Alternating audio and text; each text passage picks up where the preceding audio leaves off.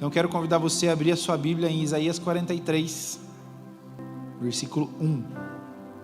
Então o texto de Isaías, esse texto de Isaías se passa, é uma promessa, uma palavra de Deus para o povo de Israel, num período onde eles estão envolvidos por exílio, por domínio de outros povos sobre eles. E Deus vem trazer uma palavra de conforto para um povo que já havia sido dominado e liberto por Deus outras vezes. Então Isaías 43:1 fala: mas agora assim diz o Senhor que te criou, ó Jacó, e que te formou, ó Israel: não temas, porque eu te remi, chamei-te pelo teu nome, tu és meu. Se você for ler um pouco mais para frente, você vai ver Deus falando da disposição dele de cuidar desse povo, de amar esse povo, às vezes de trocar eles por aqueles que não são dele. Ele diz no versículo 3, porque eu sou o Senhor teu Deus, o Santo de Israel, o teu Salvador, dei o Egito por teu resgate, a Etiópia e a Seba em teu lugar. Esse texto mostra o amor de Deus para com um povo, o povo de Israel, um amor tão forte, tão intenso, tão poderoso, a ponto de livrar eles num contexto totalmente humano de guerra, perseguição, domínio, exílio, E Deus está dizendo: eu estou com você, mesmo no meio da sua luta. Se eu puder dar um tema para essa ministração, eu chamaria ela de os 3 chamados de Jesus. A gente vai falar um pouco sobre isso, mas antes da gente falar um pouco sobre os chamados de Jesus para nós, é importante a gente perceber que o que Deus diz para Israel aqui é: tu és meu, eu te escolhi, eu separei você para mim. A gente não vai entrar no mérito de discutir o quanto Israel esteve e não esteve no centro da vontade de Deus, e teve e não teve perdido no meio do caminho, mas fato é que Deus escolheu Israel. Deus fala assim: você é meu. Quando Deus fala você é meu, Deus está falando para o povo de Israel: as suas preocupações são minhas preocupações, os seus medos são minha responsabilidade, os seus problemas são meus problemas. A gente aprende um pouco sobre esse conceito de o que é meu, o que é do outro também, um pouco no casamento, eu sou casado com a Jéssica e tudo que é dela é meu, tudo que é meu é dela.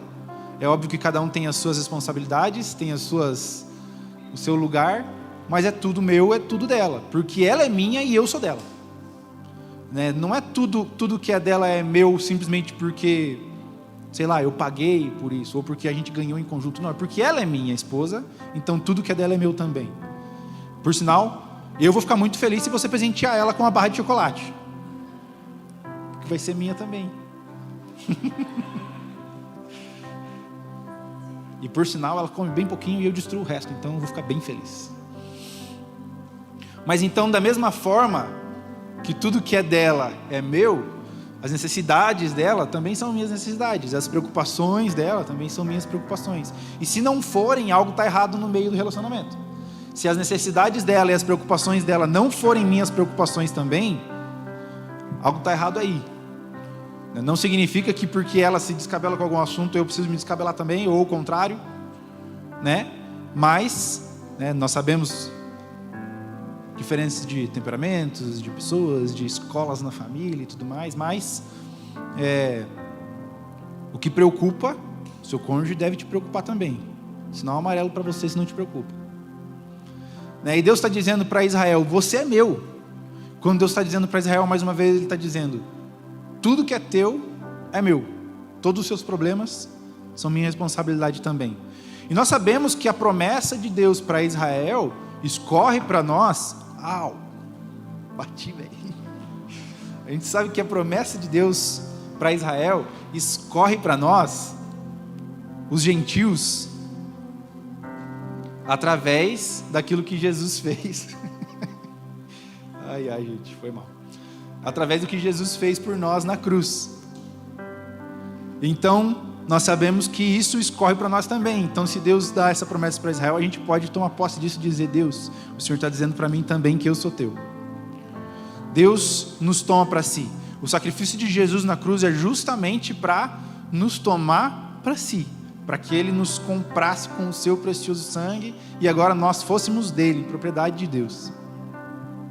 Eu lembro que eu devia ter aproximadamente, 6 anos, não sei quantos anos você está no primeiro ano da escola, primeiro, segundo ano. E eu lembro que eu estava na escola e um menino que era de uma turma maior, ele era mais velho, ele lutava capoeira, ele falou que ia me bater. Eu não lembro o que aconteceu, eu sei que ele falou que ia me bater. E eu lembro que eu cheguei em casa e eu comentei com a minha mãe, falei: mãe, o menino disse que vai me bater. No outro dia, a minha mãe estava na escola comigo. Ela não me deixou ir para a escola, ela chegou atrasado no trabalho, que eu ia com a minha tia, ela foi comigo naquele dia, me levou na escola. Quem é que esse menino aí que quer bater no meu filho? Porque quando é meu, eu cuido. Porque quando é meu, é minha responsabilidade. Quando é meu, não tem essa de querer mexer com o que é meu. É meu. Eu vou cuidar, eu vou zelar. Se Deus está dizendo que nós somos dele, se Deus está dizendo para Israel, e no caso a gente pode tomar isso para nós também, de que nós somos dele, então Deus se importa com aquilo que nós estamos vivendo, com aquilo que nós estamos passando. Isso é a primeira coisa que a gente precisa entender. Antes de eu entender qualquer chamado, antes de eu entender qualquer coisa que Deus queira que eu faça, eu preciso entender primeiro quem eu sou nele. Eu preciso entender primeiro que eu sou filho de Deus e Ele cuida de mim. Abre sua Bíblia em Deuteronômio 7. Vamos ler do versículo 7 até o 9.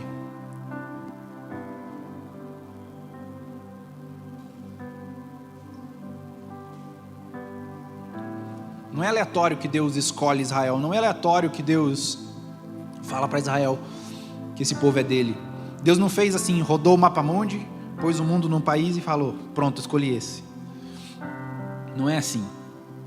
Deuteronômio 7, versículo 7 até o 9 diz: o Senhor não se afeiçoou a vocês, nem os escolheu por serem mais numerosos que os outros povos, pois vocês eram o menor de todos os povos. Risca isso aqui, vem agora na sua Bíblia aí para você nunca mais esquecer. Mas foi porque o Senhor os amou e por conta do juramento que fez aos seus antepassados. Por isso Ele os tirou com mão poderosa e os redimiu da terra da escravidão, do poder do faraó, do rei do Egito. Saibam, portanto, que o Senhor, o seu Deus, é Deus. Ele é Deus fiel, que mantém a aliança e a bondade por 1000 gerações daqueles que o amam e guardam os seus mandamentos. Então nós vemos que existem aqui 2 motivos que fizeram com que Deus amasse Israel. O primeiro motivo: mas foi porque o Senhor os amou. Então o primeiro motivo é dele. O primeiro passo para que Israel fosse de Deus, vem de Deus. O primeiro passo é dele. Ele escolheu amar. Ele quis amar esse povo. Ele quis estar com esse povo. Ele quis trazer esse povo para si. Ele quis amar. Ele nos ama. Ele escolhe. João 3,16, se você prestar um pouco atenção na ordem que o texto é apresentado, você vai ver que para que a gente creia e não morra, primeiro Deus envia o seu filho. Certo? Deus enviou o seu filho para que então eu possa crer e não perecer. O primeiro passo é dele.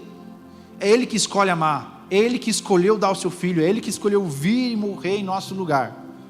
O primeiro passo é dele. E o segundo pré-requisito para que Deus nos escolha é dele também. Porque é a sua fidelidade. O que fala lá no versículo 8? Mas foi porque o Senhor os amou e por causa do juramento que fez aos seus antepassados. O que é isso? É fidelidade. É a fidelidade de Deus para com Abraão, antes disso, para com Noé, para com a sua criação.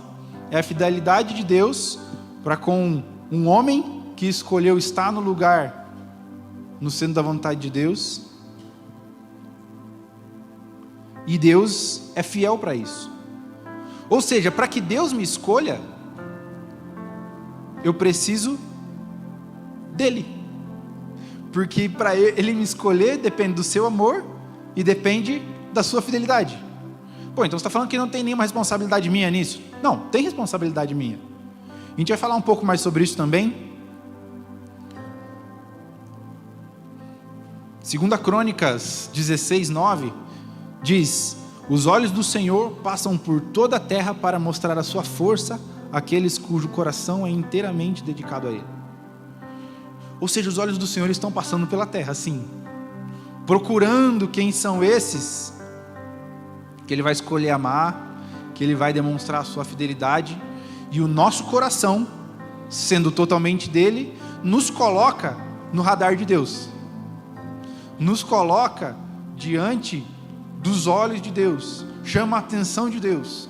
Existe um padrão nessas histórias, de Abraão, de povo de Israel, de Noé. Existe um padrão, porque aqueles que estiveram disponíveis, aqueles que estiveram sedentos, aqueles que permaneceram fiéis, esses foram encontrados por Deus, foram amados por Deus. Deus demonstrou sua fidelidade, demonstrou o sobrenatural tantas vezes. Por outro lado, aqueles que não se fizeram disponíveis a Deus, que não deram ouvidos a Deus, que ignoraram a Deus, que desonraram a Deus, esses perderam esse lugar de, como vou dizer, de aparecer no radar de Deus, no caso, né? Perderam esse lugar da presença dele, né? Olha para Sansão, um homem que Deus chamou para ser o libertador de um povo, e em determinado momento não estava mais nem aí, estava tão acostumado com o mover, com a força, tão acostumado com o culto pegando fogo, que ele vinha e já não queimava mais, porque afinal de contas é a rotina. Até o momento em que ele vacilou, e o seu vacilo lhe custou seus olhos, sua vida, lhe custou seu cabelo, sua força, lhe custou a presença de Deus. A Bíblia fala que Sansão já não percebia que o Espírito estava sobre ele, lhe custou a presença. Ou seja, nos colocarmos fiéis na presença de Deus, nos ajuda a fazer com que Deus nos veja, com que Deus nos ame, com que Deus esteja conosco. Como a gente leu lá no primeiro versículo de Isaías 43, no versículo 2, se eu não estou enganado,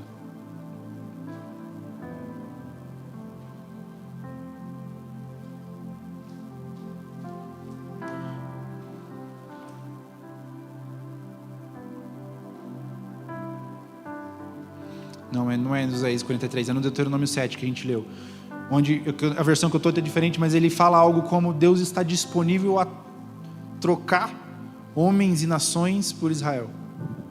Por quê? São homens e nações que não estariam no centro da vontade de Deus. Você acha que Deus ia trocar alguém com quem ele pudesse contar? Claro que não. Se a gente fizer uma breve análise, a gente percebe que Deus preferiu salvar Israel a salvar os soldados do Egito. Não foi? Deus preferiu, esse texto aqui fala de livrar o povo de Israel da Etiópia e de Seba, ou seja, Deus preferiu salvar o povo de Israel a esses outros povos. Ou seja, me colocar nesse lugar de amar a Deus e de fidelidade vai me permitir estar no radar de Deus. Estão entendendo até aqui? Então vamos falar um pouco de polêmica. Abre aí Romanos 8. Romanos 8, 28 até o 30. Você vai dizer: tá, mas Deus é onisciente, Ele sabe tudo, Ele sabe quem vai estar disposto, Ele sabe quem vai estar fiel. Não, mas Deus sabe quem que Ele vai escolher. Ele vai escolher esses que Ele já sabe que vão estar fiéis, porque Deus é onisciente, porque Deus é presciente, Ele vê as coisas no futuro. Para Ele não tem futuro, presente, passado. Beleza, verdade.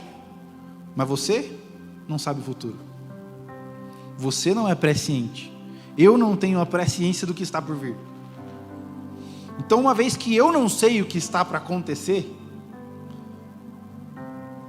eu preciso fazer algo, me posicionar, para que aquilo que eu entendo que Deus quer fazer na minha vida se cumpra. Romanos 8, 28 a 30.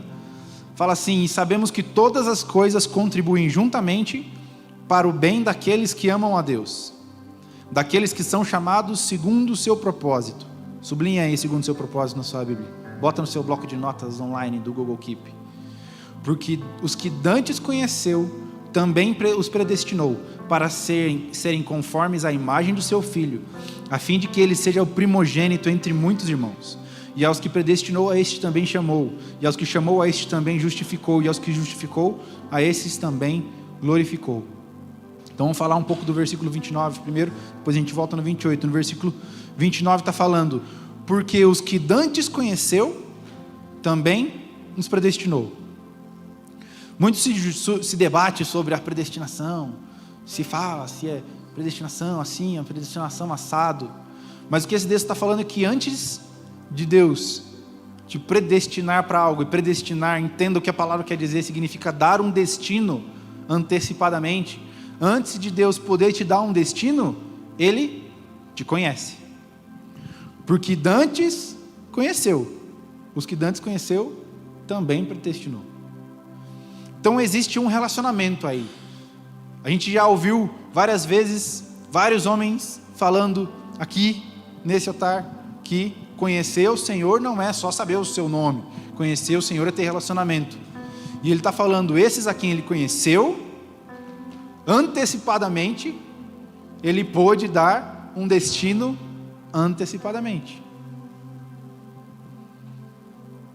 Deus tem um propósito superior, e a gente já ouviu o Farley falando sobre isso algumas semanas atrás, que o propósito dele superior se sobrepõe ao nosso propósito pessoal. Aquilo que Deus quer de cada um pessoalmente tem que estar alinhado e submetido àquilo que Deus quer para a história do mundo, para o seu próprio benefício. Ele é soberano, para que a gente possa fazer parte dessa história, para que a gente possa fazer parte disso, servindo com aquilo que Ele tem para cada um de nós. Eu preciso me submeter àquilo que Ele tem para o todo. Como que eu vou me submeter a isso? Conhecendo a Ele, entendendo. A gente tem falado muito aqui na igreja, entender o movimento que tem acontecido na nação, entender o movimento que tem acontecido na nossa cidade, na nossa igreja, na nossa geração, entender o que tem acontecido, conhecer a Deus e ser conhecido de Deus, para que então Ele possa me dar um destino, E a continuação desse mesmo versículo 29, que então aqueles quem Ele conhece, Ele predestina, dá um destino, depois chama, que é te dar uma ação para fazer no meio desse seu destino. Ele te justifica, que é te tira de você aquilo que impediria você de cumprir esse destino, e glorifica. Uma outra versão fala, lhes dá a sua glória. A gente sabe que toda a glória é dele, toda a honra é dele. Ele escolhe compartilhar essa alegria conosco por algo que Ele fez em nós e que nós não poderíamos fazer sem Ele. Não é muito doido isso? Ele é honrado em tudo, e Ele quer nos envolver em tudo isso. Deus não nos chamaria para nada se não quisesse nos envolver no seu propósito, nos envolver naquilo que Ele quer fazer.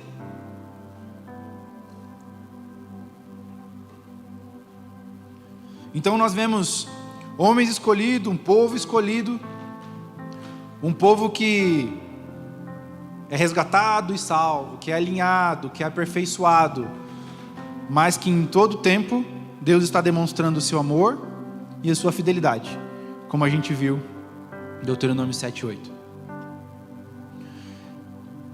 Então, se eu quero entender o meu chamado, primeiro eu preciso entender que eu sou escolhido por Deus. Isso fala de identidade, isso fala de entender que Deus me quer com Ele. Muita gente fala sobre desejar a face de Deus mais acima das suas mãos, né? Desejar a sua face mais do que as suas mãos. O fato é que Deus também quer a nossa presença mais do que as nossas ações. Deus também quer que nós sejamos dele mais do que o nosso serviço por Ele. Porque o nosso serviço por Ele, sem a presença dele em nós, o que adianta? Não é nada. Então, uma das perguntas que a gente mais se faz é, mas eu fui chamado para quê? O que Deus quer que eu faça? Deus me chamou para onde? Para fazer o quê? Para atuar em qual área? Puxa, Deus me deu algumas habilidades, isso pode ser um sinal, mas será que não? Mas eu não tenho habilidade nenhuma, o que Deus quer que eu faça? Quando na verdade, o Deus que me chama é muito maior do que o que para que Ele me chamou. E quantas vezes nós estamos tão desesperados em entender o que Deus quer de nós fazendo, quando nós, na verdade, o principal que nós deveríamos estar buscando é estar com Ele, é conhecer esse Deus que chama.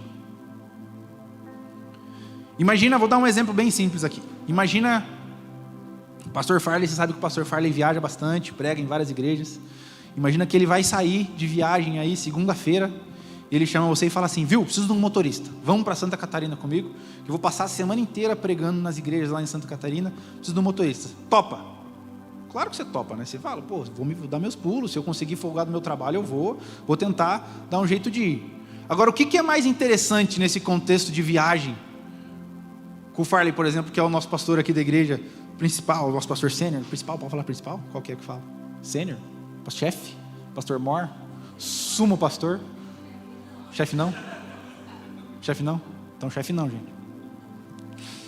Então, o que é o mais proveitoso nisso? É passar uma semana sendo motorista no carro? Ou é passar uma semana podendo ver o que ele está vivendo e aprendendo da experiência dele? Servir o Farley nesse exemplo é secundário em relação ao estar com ele ali e poder aprender do que ele está fazendo. Da mesma forma, nós queremos tanto servir a Deus, quanto isso é secundário, enquanto isso é secundário em relação a estar com Ele, enquanto isso é secundário em relação a conhecer a Ele. Nós nos preocupamos tanto em querer saber o que Deus quer que a gente faça, e não tanto às vezes em querer saber o quanto Ele quer que a gente conheça dele. Então, ter uma identidade de filho é saber quem Ele é, saber que Ele me ama, saber que Ele é fiel. Ter uma identidade de filho é saber que Ele é meu pai, que os meus boletos Ele se importa, que Ele se importa com as minhas broncas, que Ele se importa com os meus medos, que Ele se importa com as minhas dificuldades, que Ele se importa comigo. Uma identidade de filho é saber que eu sou dele, e se eu sou dele, tudo que é meu também é dele. Aí no verso 28, a gente falou um pouco do verso 29, mas no verso 28 de Romanos 8, diz, vou voltar aqui para ler o versículo inteiro. E sabemos que todas as coisas contribuem juntamente para o bem daqueles que amam a Deus, daqueles que são chamados segundo o seu propósito. Ou seja, Ele nos chama, sim, mas Ele nos chama segundo o seu propósito. O propósito é dele, o objetivo principal é dele. Então, se existe um propósito dele, eu preciso conhecer qual é o interesse dele. E é do interesse dele que eu não só o sirva e cumpra o propósito para o qual ele me chamou, mas cumpra isso com zelo. Certo? Então, como que eu vou entender o meu chamado então? A gente falou um pouco sobre identidade, sobre entender que acima de ser chamado, eu preciso entender que é mais importante estar com Ele, mais importante ser filho de Deus, mais importante me relacionar com Ele, que Ele é mais importante que o chamado dele. Amém? Mas então, como eu vou entender o meu chamado? Então eu vou falar com você um pouquinho sobre os 3 chamados de Jesus que eu mencionei lá no começo. Abra sua Bíblia comigo, Mateus 11, 28 a 30.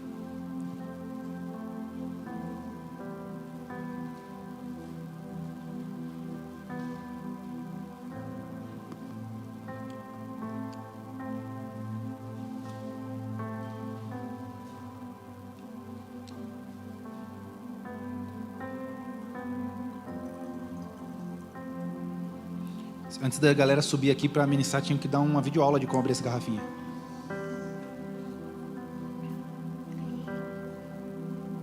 Mateus 11, do 28 ao 30. Vinde a mim, todos os que estáis cansados e oprimidos, e eu vos aliviarei.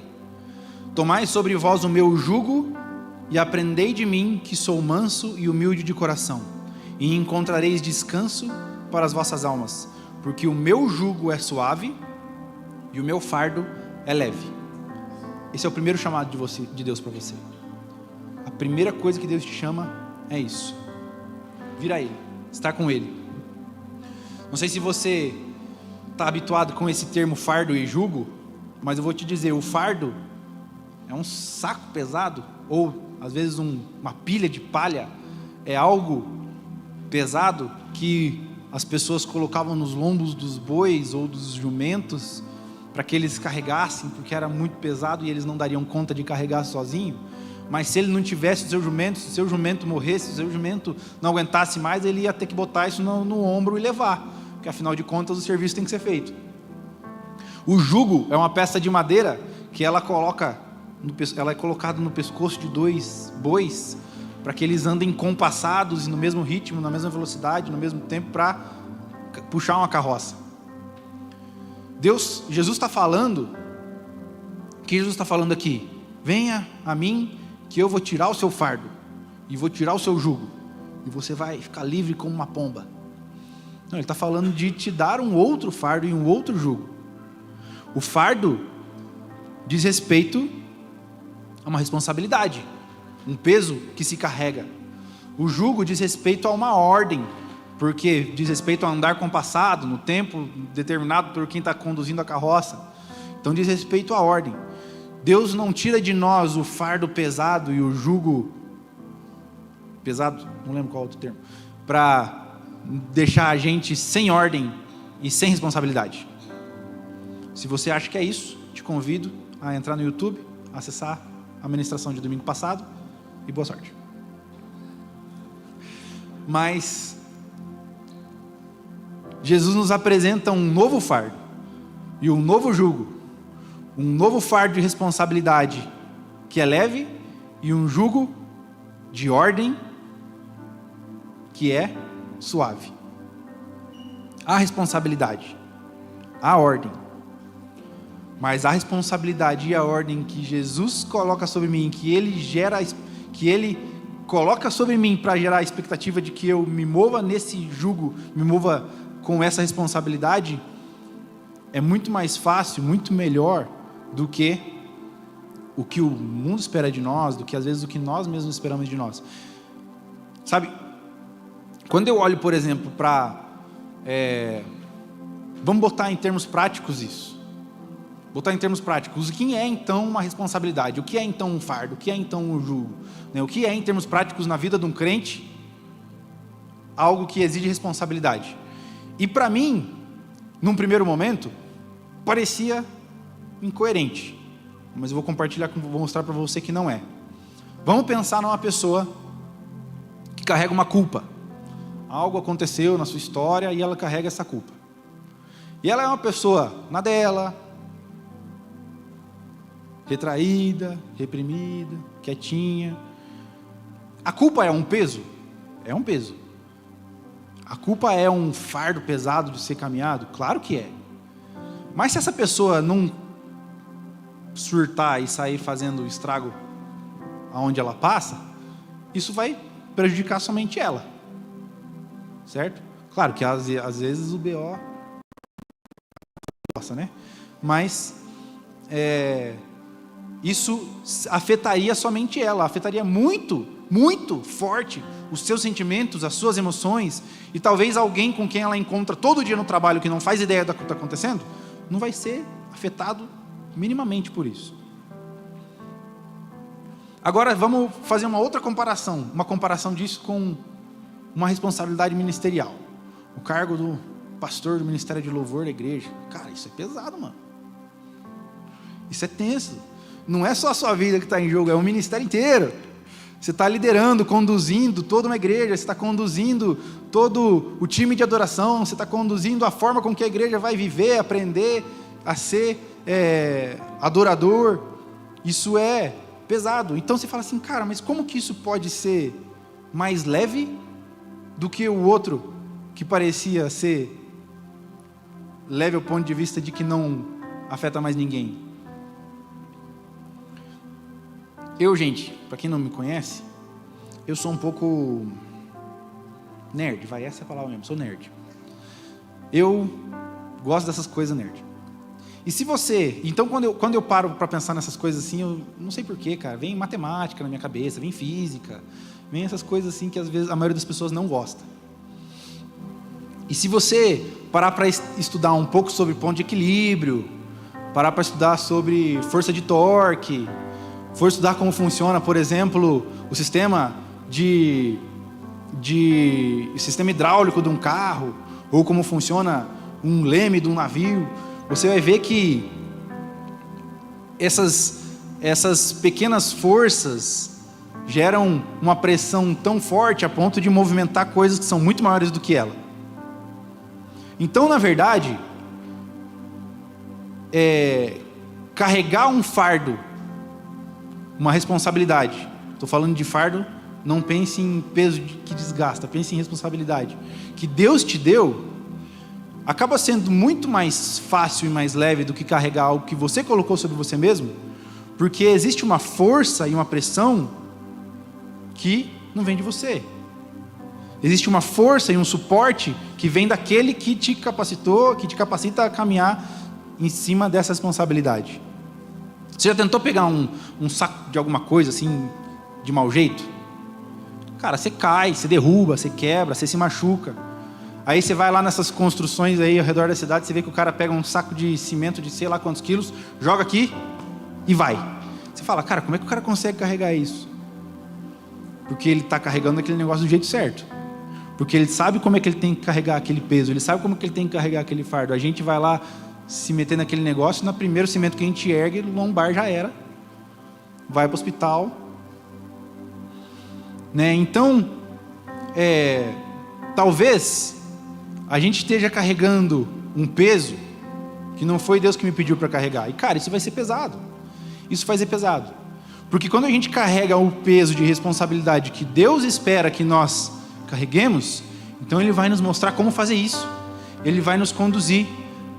Ele vai colocar a gente num lugar onde a pouca pressão que a gente aplica consegue mover um negócio grande. Porque Ele vai nos ensinar a física por trás da responsabilidade daquilo que Ele nos deu. Sabe, então, a gente precisa parar de carregar coisas que não foi Deus que pediu para a gente carregar.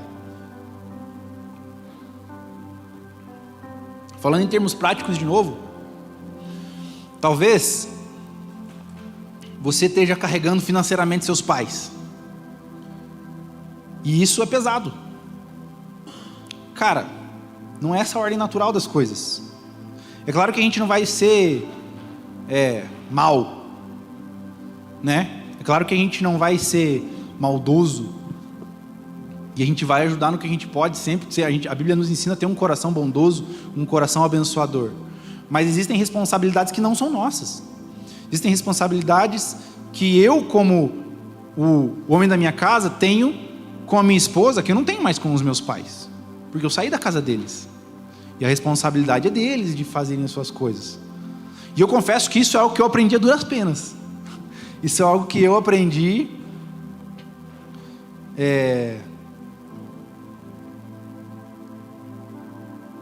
passando por algumas coisas assim. Então talvez você hoje está carregando um peso, e vamos falar, eu falei de financeiro, mas às vezes você está carregando um peso emocional, um peso de responsabilidade emocional pela sua mãe, pelo seu pai, que te deprime junto. Mais uma vez, não vamos ser irresponsáveis e maus com nossos pais, vamos ajudar o que a gente pode. E eu não estou falando de pais, mas também não só dos seus pais, um irmão, um filho, um parente, um chefe, um amigo. Existem responsabilidades, existem coisas que Deus realmente nos chama para fazer, mas eu não devo permitir que as minhas próprias emoções coloquem sobre mim um fardo e um peso que não foi Ele que me deu. Estão entendendo o que eu estou falando? Está fazendo sentido? Ou vamos falar um pouco sobre jugo. Às vezes você está caminhando com alguém insistindo numa amizade que você gosta, que você ama essa amizade, mas você percebe que essa pessoa não está no mesmo passo que você. Essa pessoa não está na mesma velocidade que você, ela não está no mesmo assunto que você. Isso faz com que a gente acabe se comparando para melhor ou para pior. E às vezes já não é mais momento de eu estar dentro desse jugo, debaixo desse jugo, que me coloca para caminhar numa velocidade às vezes mais acelerada do que eu consigo, ou mais lenta do que eu deveria estar, por insistir tanto num relacionamento, numa amizade, num relacionamento com alguém que talvez eu não deveria mais estar insistindo tanto assim.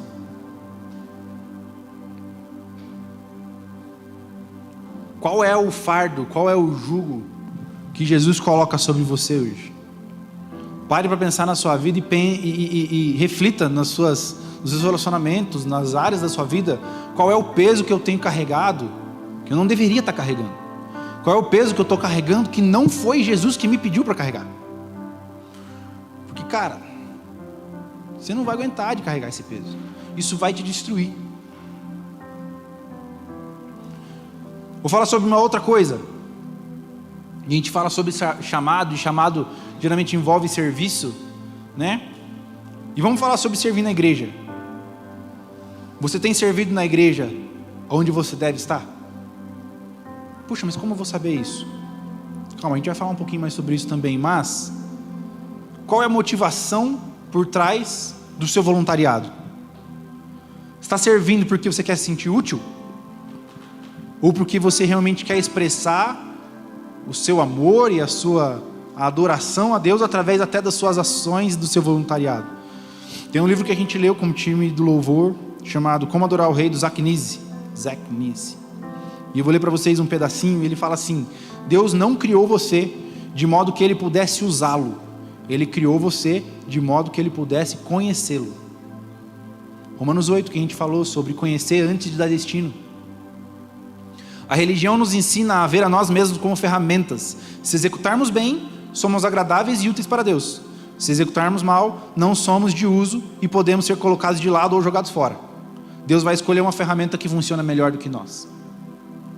Em outra parte ele diz: o coração religioso diz: eu tenho que fazer o meu dever a fim de ter valor para Deus. A adoração é o oposto da religião. O coração de culto diz: Jesus provou que eu sou de valor para Deus. Eu sirvo porque Ele também é de valor para mim. Então está falando em você servir a Deus, em você estar servindo como voluntário em qualquer área, na igreja ou fora da igreja, como uma expressão de gratidão, de amor, de adoração a Deus, e não porque você quer se sentir útil. Porque se você está servindo em qualquer área porque você quer se sentir útil, então Deus é você, porque você quer adorar o seu próprio sentimento, você quer honrar o seu sentimento de querer se sentir útil. E o Deus que deveria estar sendo servido não está sendo servido de fato. As coisas podem estar sendo feitas sem Deus estar sendo servido. Faz sentido? Eu não estou falando contra o voluntariado, gente. A gente precisa de voluntário. Fala com a Marcela e o Noah, daí vocês vão ver o quanto a gente precisa de voluntário. Serve na igreja, em todas as áreas que você puder. Mas não deixa a motivação do seu coração ser errada. Porque a motivação do seu coração for errada, o que vai acontecer é que você vai tentar carregar o mundo com as costas. E uma hora, esse voluntariado que era para ser adoração, a expressão da gratidão, vai se tornar peso e tormenta para você. Nossa, mano, estou na escala. Ah, que desgraça. Não, cara. Não pode ser assim. Então eu estou falando sobre várias coisas que podem ser fardos que você está carregando de forma errada, ou que você está carregando sem Deus ter pedido at all para você. Pense quais são as coisas que Deus te pediu para fazer, quais são as coisas que Deus não te pediu para fazer. Reflita, sabe, isso é uma atitude sadia de se fazer constantemente. Para e avalia a sua vida. Fala: Deus, eu estou fazendo isso aqui no automático, mas é isso mesmo que é para eu fazer? É aqui que o Senhor quer que eu esteja? trocar o fardo com Jesus diz respeito a conhecer Ele verdadeiramente. Porque conhecendo a Ele, sendo conhecido dEle, eu vou entender o que Ele quer de mim e o que Ele espera de mim. Mais uma vez, lembre-se, conhecê-lo é mais importante do que servi-lo. Mas conhecendo, eu vou saber o que Ele quer que eu faça. Eu vou saber onde que Ele quer que eu sirva. O segundo chamado de Deus, de Jesus para nós, abre sua Bíblia aí, Lucas 9.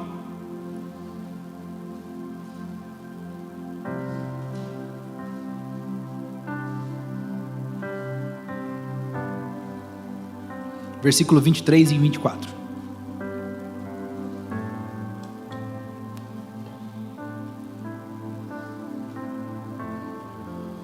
Lucas 9, 23, 24.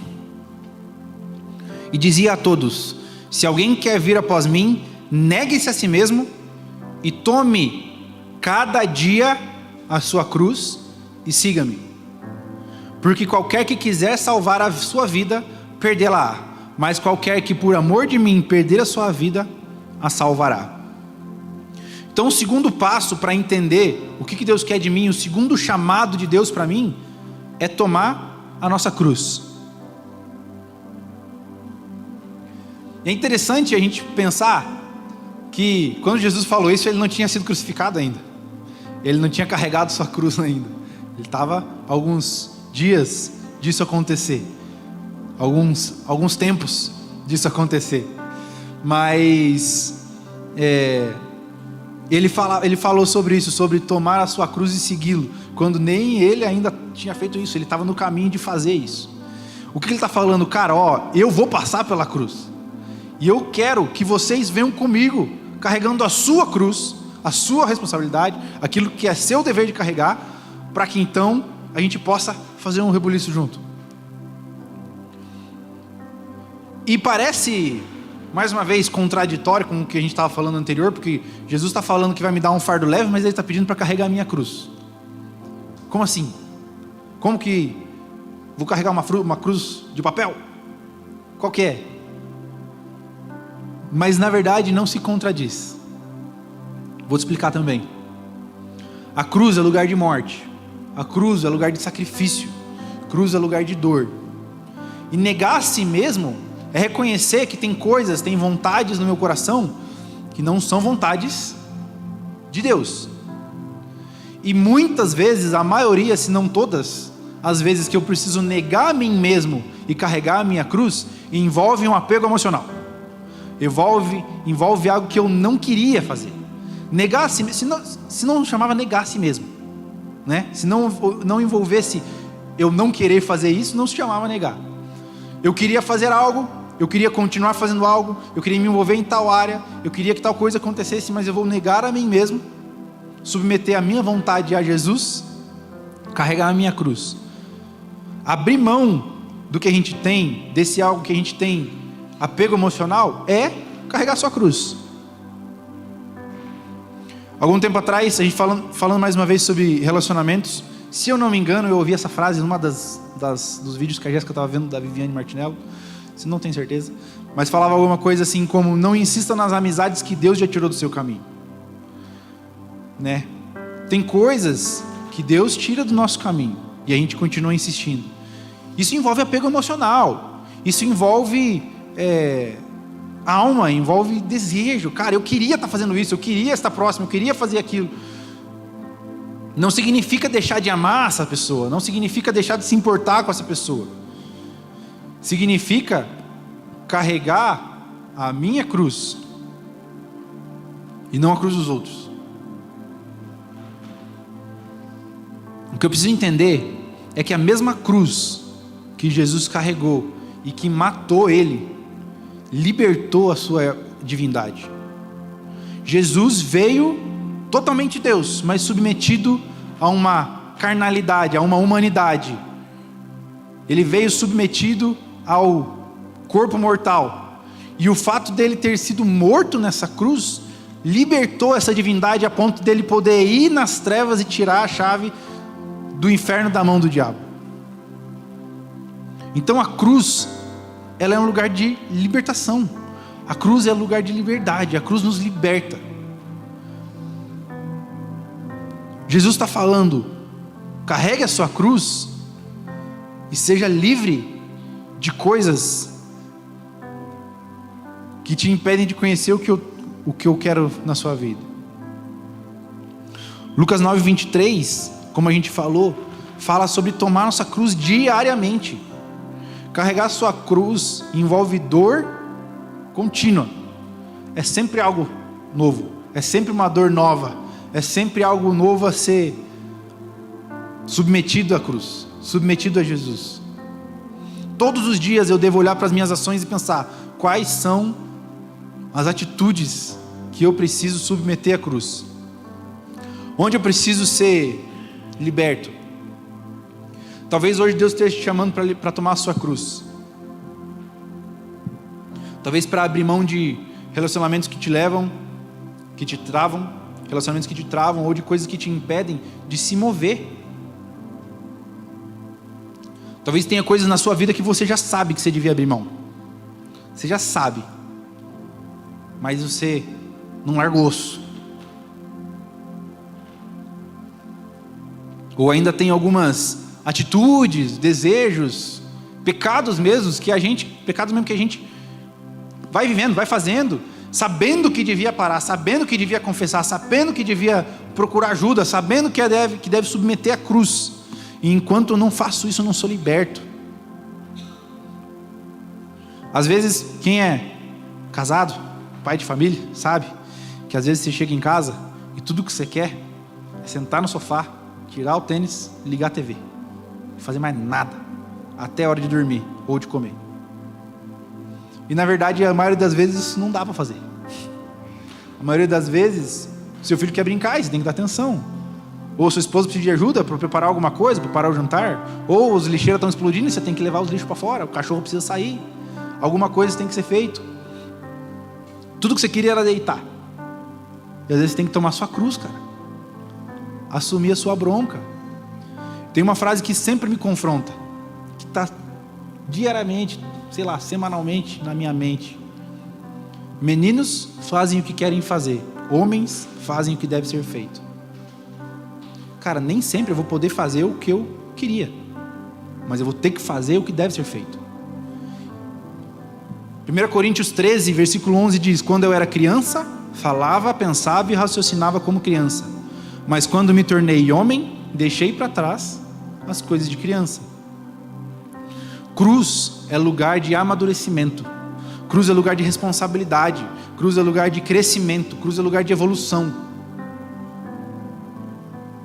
João 12, versículos 24 e 25 diz: na verdade vos digo que se o grão de trigo caindo na terra não morrer, fica ele só, mas se morrer, dá muito fruto.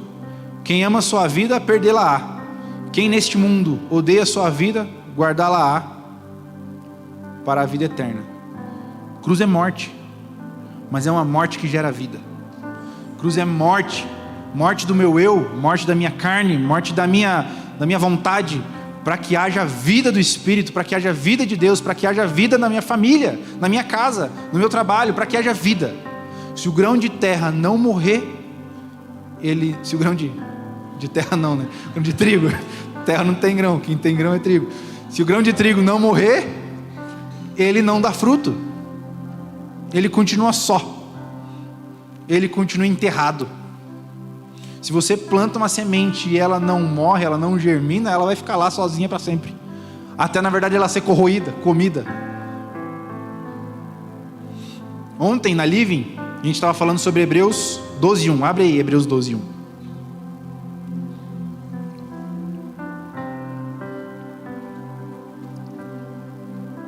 Estava falando sobre isso, o Gui mencionou algo que chamou a minha atenção. Hebreus 12:1. Portanto nós também, pois que estamos rodeados de uma tão grande nuvem de testemunhas, deixemos todo o embaraço e o pecado que de tão perto nos rodeia, e corramos com paciência a carreira que nos está proposta. Se você está rabiscando sua Bíblia aí, eu vou dizer para você, rabisca aí, sublinha embaraço, sublinha pecado, sublinha paciência. Esse texto nos diz para a gente deixar o pecado. E é muito óbvio que a gente tem que deixar o pecado, para todos nós. A gente está na igreja, cara.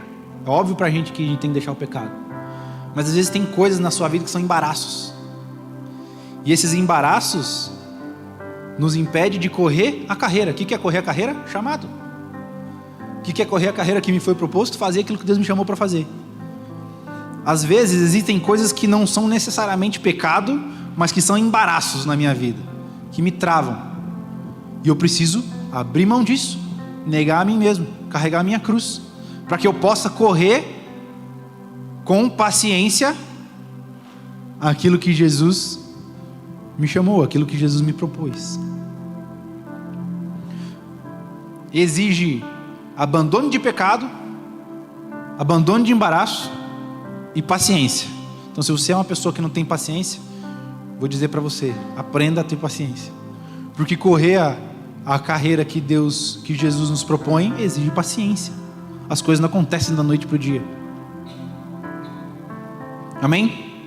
Se trocar o fardo diz respeito a conhecer Jesus, tomar a sua cruz diz respeito ao amadurecimento que conhecê-lo nos traz. O terceiro chamado de Jesus para nós.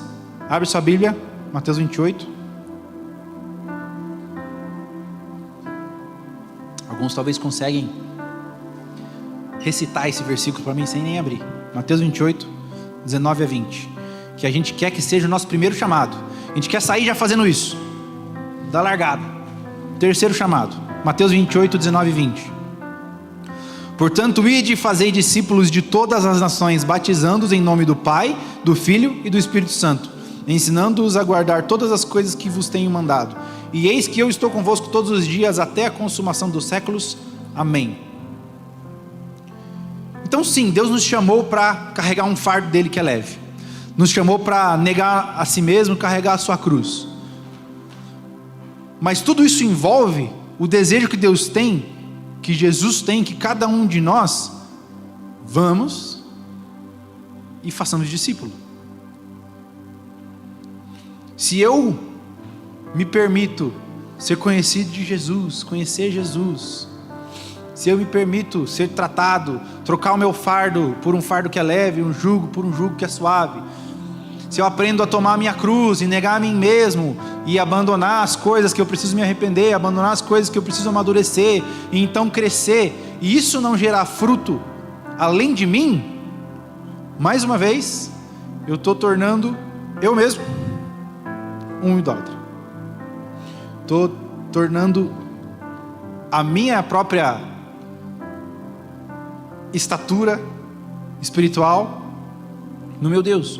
Porque mais uma vez isso tudo é necessário e precisa acontecer, mas precisa acontecer para que então algo além aconteça também, para que a gente possa levar esse amor, essa verdade, esse fardo leve, esse negue-se a si mesmo para outras pessoas, e também ensine outras pessoas, ajude outras pessoas a conhecer esse mesmo Jesus, porque senão não está fazendo sentido, senão não faz sentido. As pessoas ao nosso redor precisam conhecer o Jesus que trocou o nosso fardo, conhecer o Jesus que mudou o meu jugo, conhecer Jesus que me ajudou a amadurecer através do arrependimento, através da negação da minha carne. Precisam conhecer que algo está acontecendo em mim e que então eu posso apresentar isso para essas outras pessoas. E é claro que a gente ama, eu e a Jéssica, a gente vem de uma escola, digamos, onde nós aprendemos muito sobre evangelismo de rua, fazer evangelismo em cemitério, no dia de finados, evangelismo da madrugada, na 15, em porta de escola, impacto nas escolas, e tudo isso é muito bom, necessário, tem que acontecer mesmo, mas isso é além. Manifestar o reino de Jesus, manifestar aquilo que Jesus tem feito na sua vida, é também dentro da sua casa, para os seus pais ou para os seus filhos que não são convertidos, para o seu vizinho que não conhece Jesus, para os seus amigos de trabalho, seus amigos da faculdade, que enquanto você está aqui na igreja, eles estão na balada, se perdendo, se drogando. Billy Graham disse: nós somos a Bíblia que o mundo está lendo e o sermão que o mundo está ouvindo.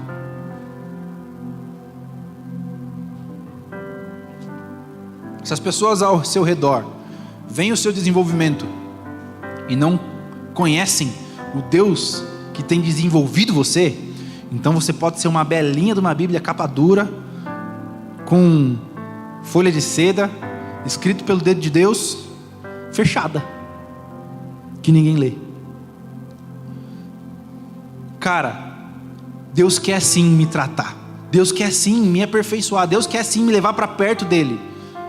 Mas também Deus quer que isso seja mostrado para as outras pessoas, para que elas reconheçam o Deus que fez isso em mim. Se o seu fim de tudo isso que a gente tem falado está em si mesmo, você precisa se converter de novo. Você precisa deixar que Deus quebre a sua idolatria a si mesmo. Que Jesus nos livre de sermos obesos intelectuais, glutões de conhecimento.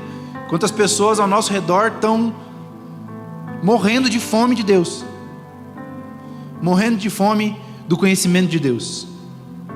João 4 conta a história de uma mulher que encontrou Jesus num poço, querendo matar sua sede, e quando Jesus fala para ela sobre a água que ela tomaria dele, ele fala: se você beber da água que eu te dou, você se tornará uma fonte, não um poço. Não um poço. Você está vindo beber água no poço hoje, mas eu estou falando que eu quero que você seja uma fonte. Mais uma vez, a gente falou agora há pouco no aviso sobre o bazar, e a gente ama isso, a gente precisa ajudar mesmo as pessoas que precisam da roupa, da cesta básica. Se a gente tem condição de ajudar alguém que está precisando, a gente precisa fazer isso. Mas fazer tudo isso sem compartilhar Cristo não passa de altruísmo.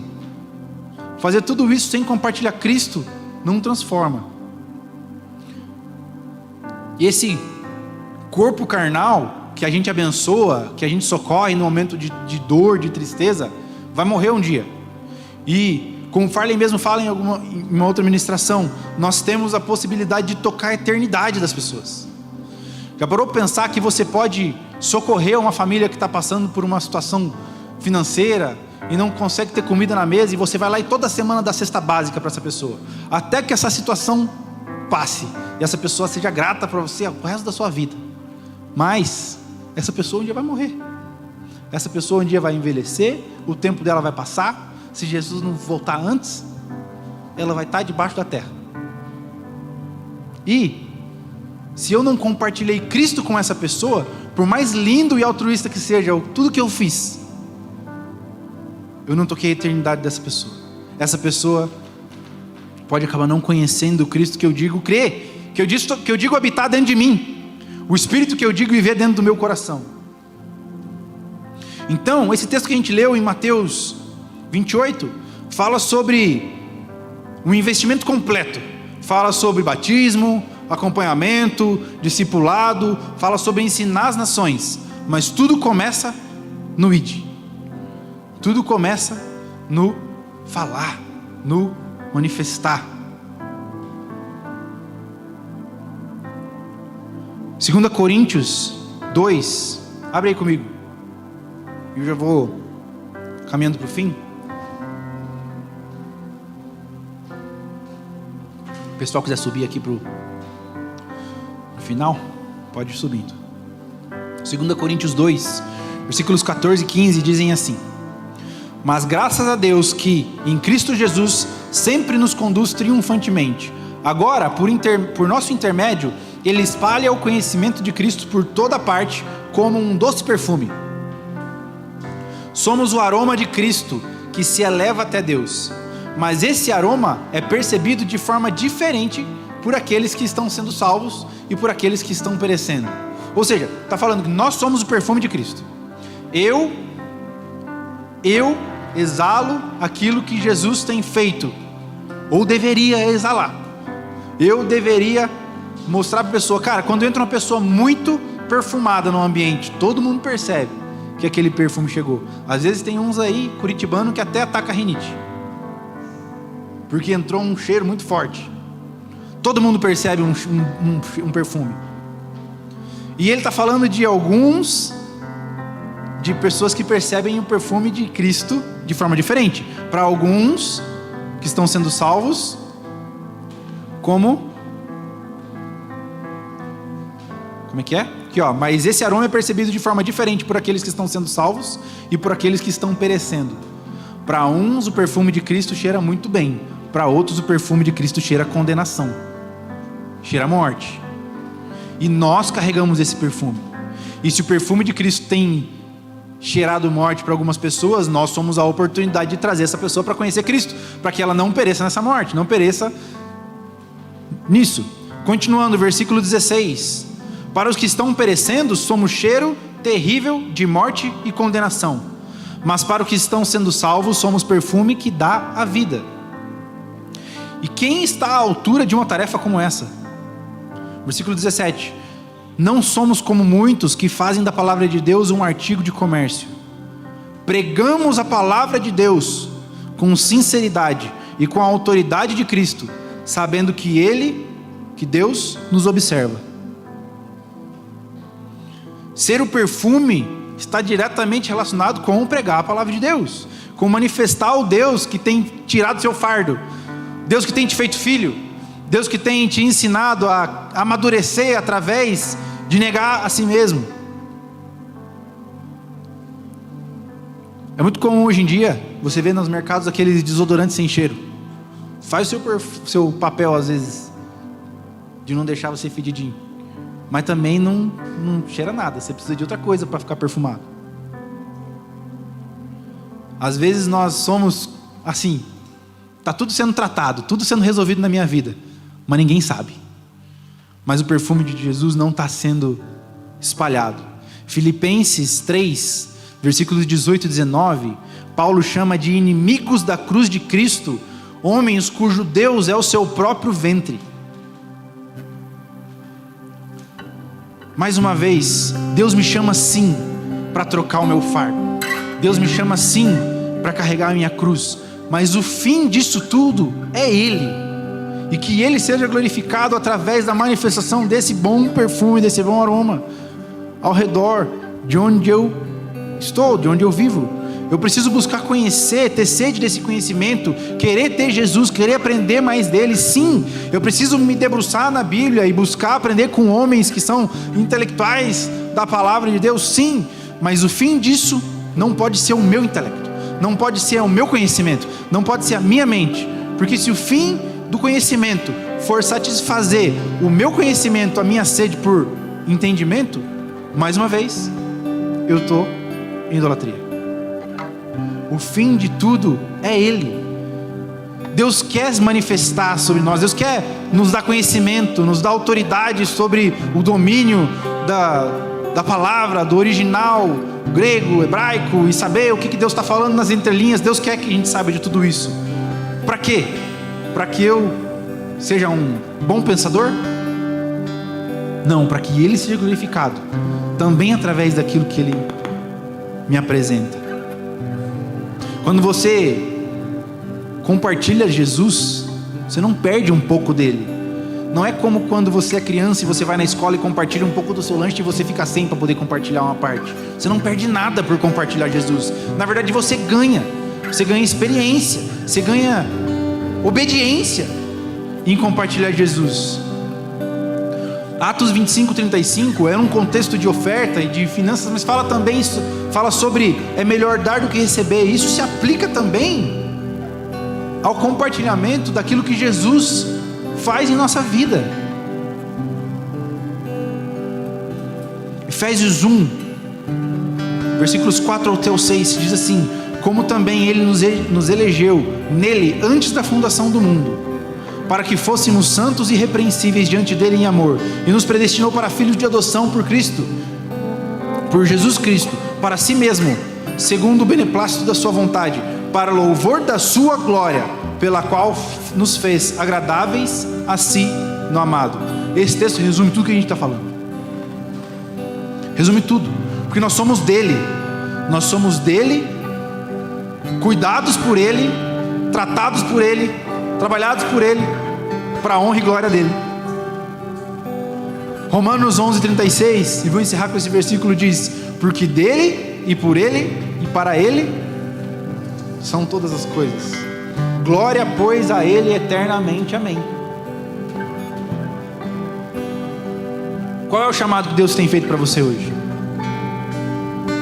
Então a gente falou sobre uma grande quantidade de coisas aqui e eu vou passar um pouco sobre elas e eu quero que você reflita no seu coração. Então, em primeiro lugar, será que hoje o que você precisa é entender que Deus te ama? Precisa entender que Deus te quer, que Ele te escolhe? Se isso é o que você precisa entender, eu vou te convidar a fechar os seus olhos e colocar o seu coração, derramar diante de Deus e falar: Deus, eu quero ter a minha identidade de filho revelada para mim. Eu quero ter a minha identidade de filho muito bem estabelecida na minha vida. Saber que o Senhor me ama e que o Senhor me quer perto, acima de tudo, acima do meu serviço, acima das minhas ações, acima do que eu posso e do que eu não posso fazer. Se talvez hoje você está olhando que o chamado de Deus para você é: abandona o fardo que você está carregando e pega o meu fardo. Eu te convido, feche seus olhos, reconheça os pesos que você tem carregado, que não foi Jesus que te deu para carregar. Reconheça o peso que você tem carregado, a comparação que você tem feito sobre si, que não é Deus que está te comparando, que não é Deus que está te pedindo para carregar isso. Ou reconheça se você tem carregado algo que você entendeu que Deus te pediu para fazer, mas você está fazendo da forma errada. Reconheça isso e coloque diante de Jesus esse peso e fale: Jesus, me ajuda, me ajuda. Eu preciso carregar o seu fardo que é leve, o seu jugo que é suave. Eu preciso aprender a não ficar carregando pesos que não foi o Senhor que colocou sobre mim. Talvez Deus esteja ministrando no seu coração sobre o quanto você tem sido orgulhoso e não negado a si mesmo. E talvez esse é o chamado de Jesus para você hoje. Negue-se a si mesmo, tome a sua cruz, assuma suas responsabilidades, assuma suas broncas. Eu vou estar com você para te ajudar a carregar a sua cruz. Eu vou estar com você para te ajudar a carregar o peso, porque o meu fardo é leve. E se esse é o seu caso, eu quero te convidar a fechar os seus olhos e colocar diante de Jesus sua vida e dizer: Jesus, me ajuda a negar a mim mesmo, me ajuda a carregar a minha cruz. Deus, o que o Senhor quer de mim, me ajuda a ser responsável com isso, me liberta através dessa cruz, me livra de carregar coisas desnecessárias. Mas derrama em mim, Senhor, o entendimento de qual é a cruz que o Senhor quer que eu carregue, e eu serei responsável com isso. Qual é a responsabilidade que o Senhor quer que eu tenha dentro da minha casa? Qual é a responsabilidade que o Senhor quer que eu tenha dentro do meu casamento? Qual é a responsabilidade que o Senhor quer que eu tenha dentro dos meus estudos? Qual é a cruz que o Senhor quer que eu carregue? Eu vou carregar, Jesus.